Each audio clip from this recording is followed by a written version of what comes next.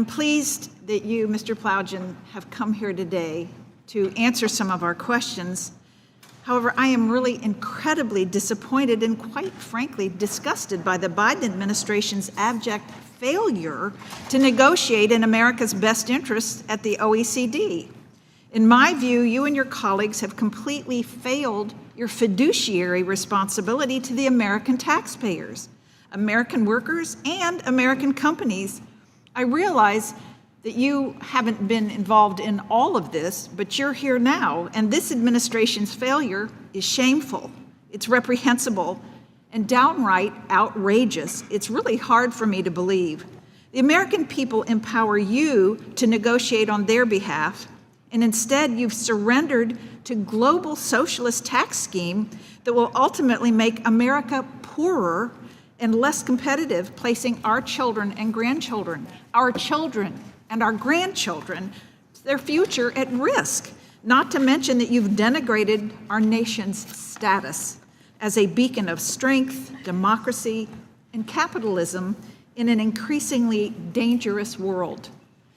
There are two news headlines just this week. On July 17th, the Wall Street Journal wrote that Europeans are becoming poorer. Yes, we're all worse off, says the Bank of England's chief economist. And from the Washington Post just yesterday, quote, Britain should stop pretending it's a rich country.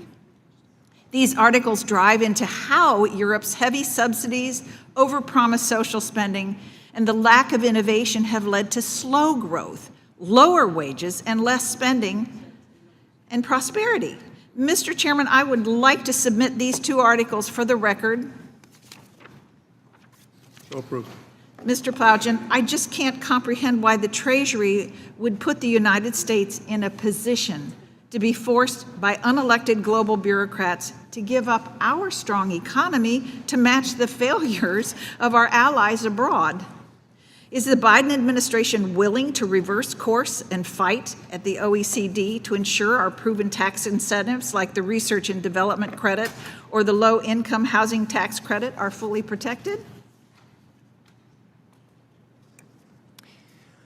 It's been a shared and consistent priority across the administrations that have participated in these negotiations to protect U.S. interests, to protect U.S. businesses, and to protect American workers. That sounds more like no to me. We continue to take input from Congress and from U.S. businesses into these discussions and continue to raise these important issues for the United States. Like our chairman, I'd like to have proof of that, please. Do you consider socialism to be a key goal of the Biden administration? I guess that's no. The OECD Tax Project is a thinly veiled attempt to neuter the U.S. economy and drive America into the arms of global socialism. Europe's economy struggles to adapt to the modern world, and these countries aim to capture our U.S. dollars to fund their socialist programs and government handouts.